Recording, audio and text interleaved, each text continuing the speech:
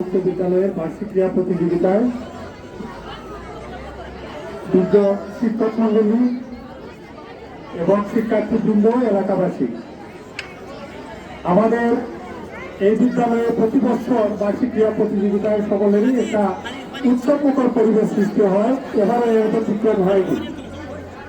খেলাধুলা পাশাপাশি লেখাপড়া এবং সাংস্কৃতিক চর্চা একে অপরের সাথে পরিপূরক। লেখাপড়া করলে গ্রামের পরিবারে, কিন্তু এরপরও জীবনে একটা জায়গায় লক্ষ্য পৌঁছাতে হলে এর গুরুত্ব অপরিসীম। প্রত্যেকটা মানুষের জীবনের একটা লক্ষ্য থাকে, সেই লক্ষ্য অর্জনের জন্য শিক্ষাকে কেউ বেছে নেয়, কেউ খেলাধুলাকে বেছে নেয়, আবার কেউ সাংস্কৃতিক চর্চাকে বেছে নেয়।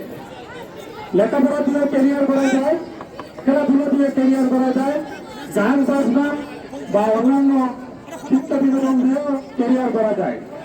কোনোটাকে বিচ্ছিন্ন করে বেকার অবকাশ নেই। যার যে প্রতিভা আছে সে তার প্রতিভা চর্চা করবে এবং খোলা পরিবেশ এবং আমাদের মন মানসিকতা এলাকাবাসীর সেই মনোযোগ থাকতে হবে এবং সবার সর্বাত্মক সহযোগিতা থাকতে হবে। এবং আমি আশা করি এই এলাকার মানুষ অত্যন্ত সচেতন।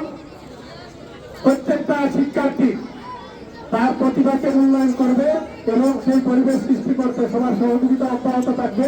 এই আশাবাদ ব্যক্ত করে আমি আমার সংক্ষিপ্ত বক্তব্য এখানে শেষ করছি।